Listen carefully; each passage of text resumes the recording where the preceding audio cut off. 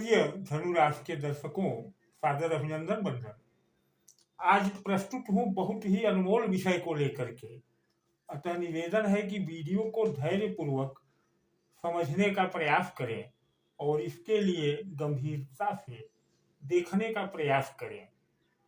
महादशाएं, जो भी ज्योतिष के बारे में थोड़ा बहुत भी जानते हैं, वह महादशाओं को लेकर के चिंतित भी रहते हैं और आशान्वित भी रहते हैं कि कौन सी महादशा हमें कौन सा फल देगी, कैसा फल देगी। तो आज इसी विषय को समझने के लिए एक बहुत ही सरल तरीका लेकर के उपलब्ध हो रहा हूँ। तो बने रहे चैनल पर और कमेंट में लिखें कि आपके कुंडली में कौन से ग्रह की दशा चल रही है। तो आइए वीडियो शुरू करूं और निवेदन है कि वीडियो को गंभीरता से देखें। देखिए, जो भी ग्रह है, जिस भी ग्रह की महादशा है, चाहे वह आपके लग्न स्वामी या राशि स्वामी का मित्र ग्रह हो या शत्रु ग्रह हो, अमूमन लोग यही समझ लेते हैं कि अगर मित्र ग्रह है, नवमेश है, पंचमेश है तो अच्छा फल मिलेगा। लेकिन ऐसा नहीं होता और इसी आशा पर लोग बैठे रहते हैं, लेकिन ऐसा नहीं होता।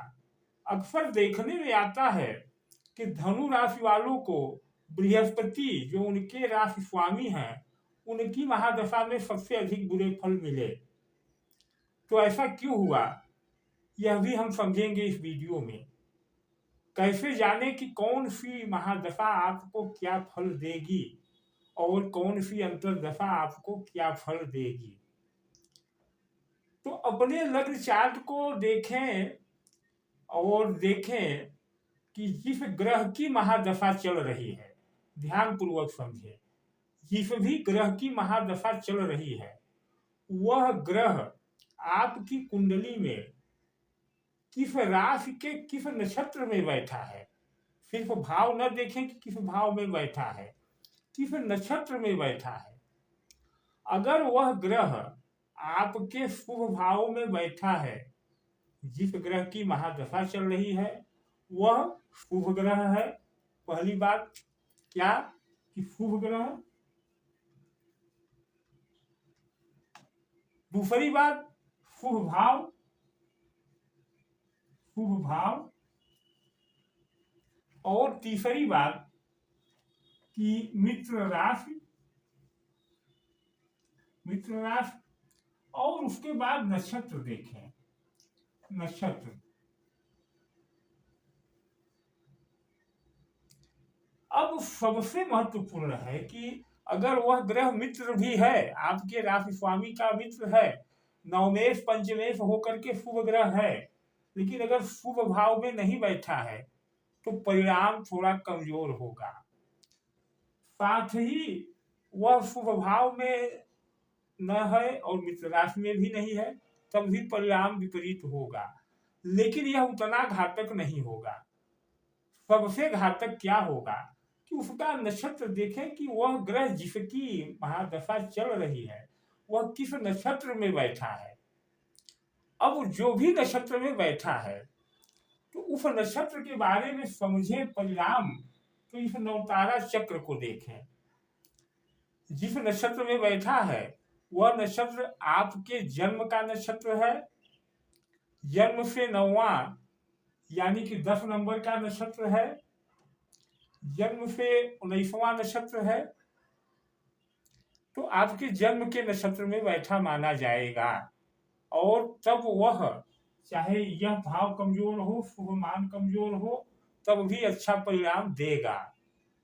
अगर आपके जन्म नक्षत्र में बैठा है तो जन्म नक्षत्र का मतलब कि आपका जन्म जिसमें हुआ है वह नक्षत्र, उसमें 9 जोड़ दे तो 10वां नक्षत्र, उसमें 9 जोड़ दे तो 19वां नक्षत्र, यानी प्रथम 9, 1, 10 और 19 में बैठा है। तो दूसरी बात, अगर वही ग्रह जिसकी महादशा चल रही है आपके जन्म नक्षत्र से दूसरे नक्षत्र, 11वें नक्षत्र और 20वें नक्षत्र में बैठा है, तो उस ग्रह की महादशा आपको संपत्ति तारा का फल देगी, यानी कि समृद्धि देगी, धन लाभ देगी। अब यह ग्रह आपका मित्र हो शत्रु हो उससे मतलब नहीं है। अब तीसरा पॉइंट कि जिस ग्रह की महादशा चल रही है वह ग्रह अगर आपके विपक्ष तारा में बैठा है, यानी आपके जन्म से तीसरे नक्षत्र, 12वें नक्षत्र, 21वें नक्षत्र, तो भले ही वह दशानाथ ग्रह आपका मित्र ग्रह हो आपकी राशि में, परिणाम विपत्ति देगा, विपत्ति लाएगा, समस्याएं लाएगा। यही कारण है कि तमाम धनु राशि वालों के लिए बृहस्पति भी अच्छे परिणाम नहीं देता, बुरे परिणाम देता है। उसी तरह से दशानाथ जिस ग्रह की दशा चल रही है वह कोई ग्रह हो, आपके जन्म के चौथे नक्षत्र, 13वें नक्षत्र, 22वें नक्षत्र में बैठा है तो सेम यानी आपका कल्याण करेगा, आपकी बिगड़ी हुई चीजें बनाएगा, आपकी समस्याओं को सुलझाएगा।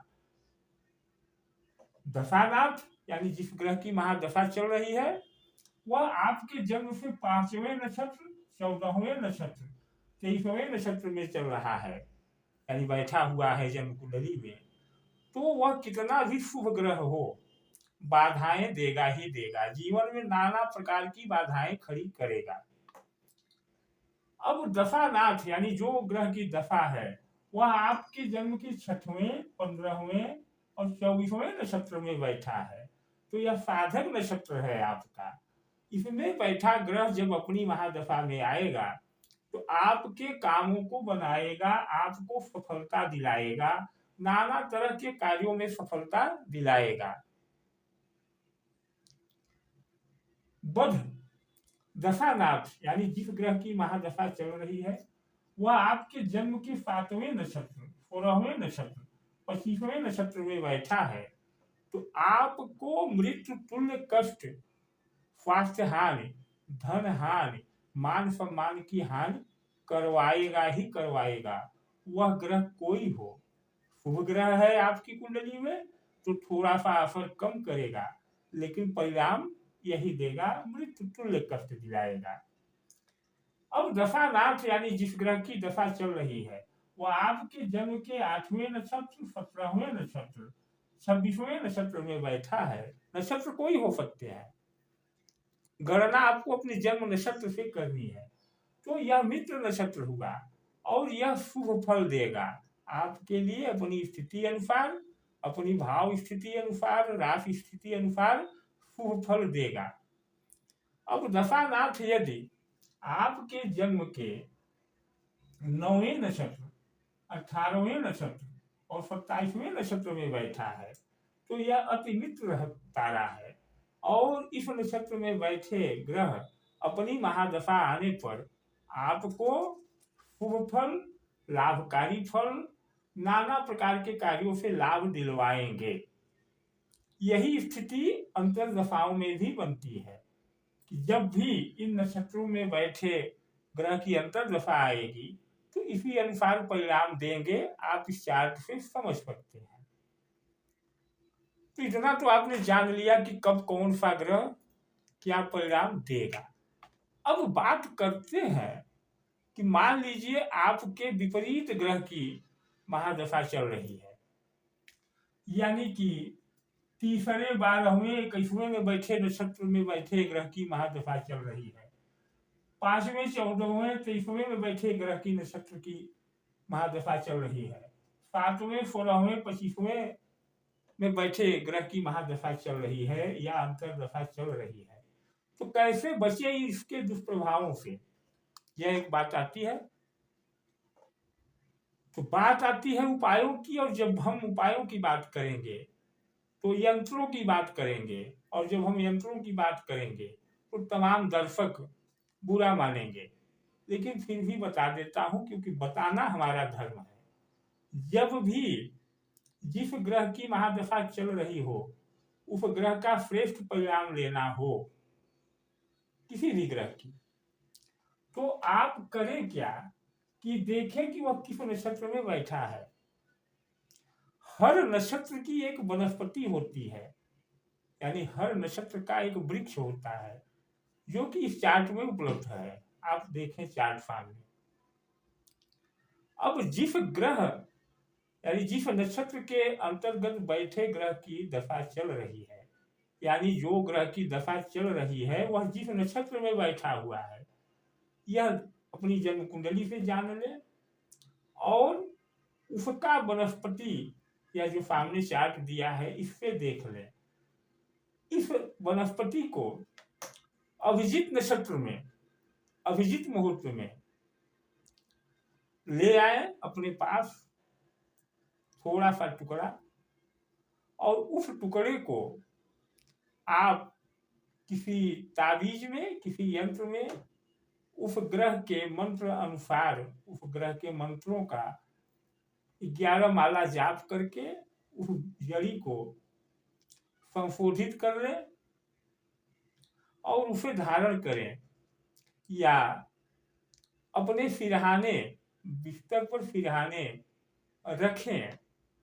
तो दशा नाथ जिस भी भाव में बैठा हो, जिस भी नक्षत्र में बैठा हो, शुभ परिणाम देने लगेगा, क्योंकि वह नक्षत्र के विपरीत बल को अवशोषित कर लेती है उस नक्षत्र की यह वनस्पति।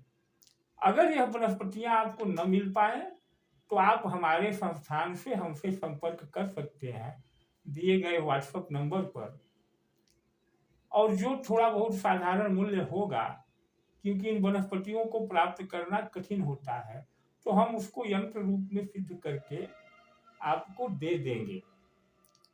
व्यय 2100 रुपये न्यूनतम आ ही जाएगा, क्योंकि वनस्पतियों को ढूंढना और उन्हें यंत्र रूप में सिद्ध करना एक कठिन प्रक्रिया होती है। तो इस तरह से आप बाधक नक्षत्रों में बैठे ग्रहों की महादशा का भी लाभ पाएंगे, और अच्छे ग्रह भी जो चल रहे हैं तो उनकी महादशा में अच्छे प्रभाव मिलते हुए भी उस प्रभाव को और बढ़ा पाएंगे। तो आज का वीडियो यही तक था, छोटा सा वीडियो। कैसा लगा वीडियो कमेंट में अवश्य लिखें। धन्यवाद, नमस्कार।